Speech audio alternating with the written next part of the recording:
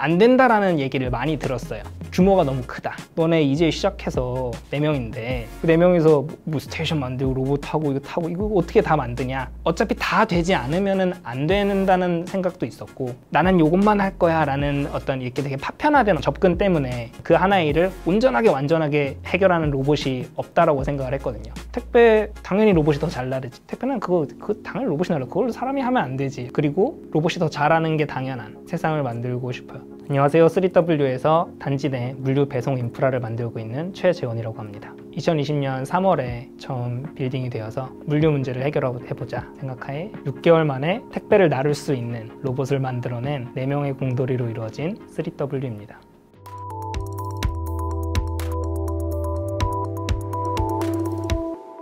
어렸을 때부터 로봇, 미니카, 자동차 이런 거 되게 좋아했었고요. 그래서 기계공학을 전공을 하고 공부를 하는데 전자공학 동아리가 있었어요. 원래는 전자공학 학생들만 받는 규정이 있지만 가서 이제 하고 싶다 라고 얘기를 해가지고 전자공학학회에 들어가서 처음에 이제 간단한 코딩과 모터를 제어를 하고 로봇을 만들 수 있는 그런 것들을 배우기 시작했고요. 점차 흥미가 생기면서 대학원도 전자공학과로 진학을 하게 되었어요. 날아다니는 로봇을 하다가 재작년 말쯤에 싱싱이라는 스타트업에서 처음부터 같이 하드웨어 부분을 맡아서 일을 해볼 수 있는 기회를 가졌고, 공유킥보드에는 IoT 장치가 들어가게 되는데 그 IoT 장치 설계하고 이제 좋은 부품, 좋은 이제 업체를 찾고 하는 과정부터 엠보브를 하게 됐던 것 같아요.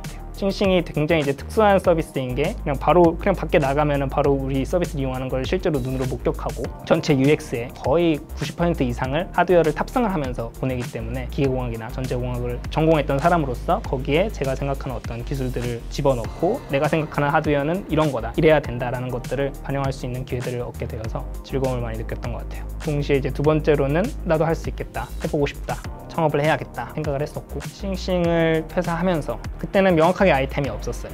그래도 기계, 전자, 로봇 쪽을 잘 하니까 아이템을 찾으면서 돌아다니다가 시장을 찾았죠. 시장을 찾는 게 통계청 자료에서 1인당 택배 수령이 일주일에 2회에서 3회 사이로 이제 잡히고 있고요. 아파트 한 가구당 거주 인수가 2.3명이었던 걸로 기억을 하고 있어요. 처음에 저희가 온갖 종류의 물류 배송의 전 과정에 따라다니기만 하겠다, 따라다니면서 일을 도와드리겠다. 그래서 이제 저희가 직접 배송을 하는데 그걸 하면서 처음 알았어요. 이게 2,500원에 배송이 되는 건 기적이다.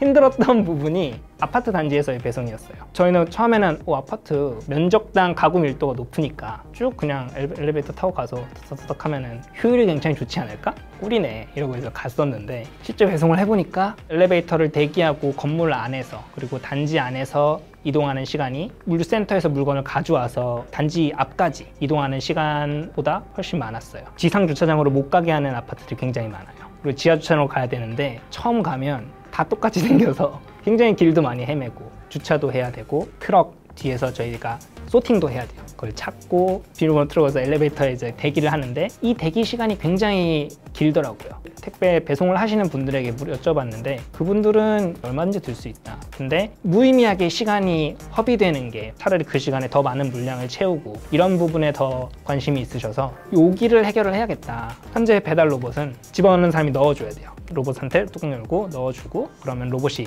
이동을 하고, 그 이동을 한 다음에 다시 수령자가 나가서 이 물건을 수령을 해야 되는, 택배라고 생각을 했을 때 내가 택배를 특정 시간에 내가 나가서 수령을 해야 된다는 건 현재 저희가 가지고 있는 어떤 UX가 아니잖아요. 그래서 완전히 시간에 영향을 안 받게끔 저희는 W스테이션이라는 이름의 무인 택배함과 제임스라는 이름의 로봇이 택배 기사님이 일괄적으로 W스테이션에다가 택배를 배송을 하면 W스테이션이 로봇한테 물건을 전달을 해주고 그 로봇이 물건을 들고 엘리베이터를 타고 집 앞까지 이동을 해서 그 집 앞에 물건을 내려놓을 수 있는, 저희가 실질적으로 개발을 한 거는 3달 정도인데 각각의 기능들, 자율주행, 그리고 짐을 내리고 스테이션으로부터 받는 것, 그리고 엘리베이터 버튼을 카메라로 보고 인식을 해가지고 누르는 것 같은 각각의 개별 모듈들은 모두 개발이 완료된 상태고요.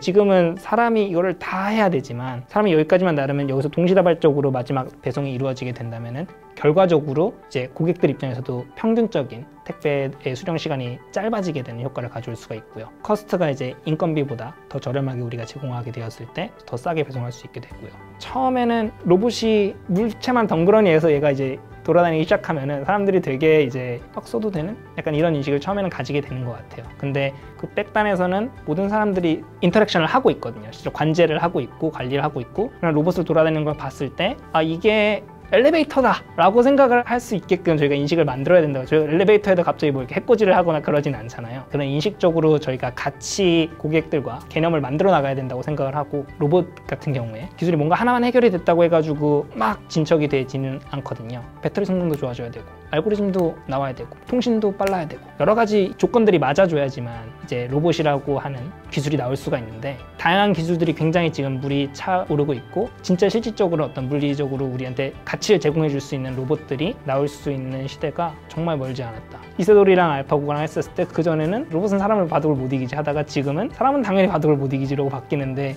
정말 한순간에 바뀐 것처럼 택배 당연히 로봇이 더 잘 나르지. 택배는 그거 당연히 로봇이 나르. 그걸로 사람이 하면 안 되지. 저희가 그거를 하겠다라는 입장이고, 진짜 로봇이 내 문제를 해결해주는, 그리고 그 로봇이 더 잘하는 게 당연한 세상을 만들고 싶어요.